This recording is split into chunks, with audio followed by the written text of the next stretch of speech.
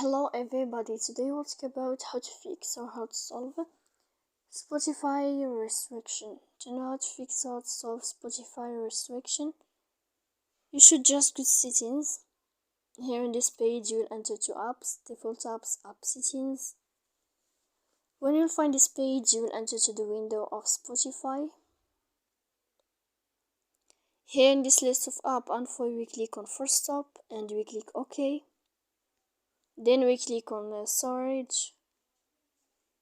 Then we click clear cache. You will go to your Wi-Fi and you click here to turn off your Wi-Fi. Then you can wait 3 seconds and you can turn on your Wi-Fi again to fix that problem you have on Spotify app. So please don't forget to support us by like and subscribe. See you next time in another video and thank you for your attention.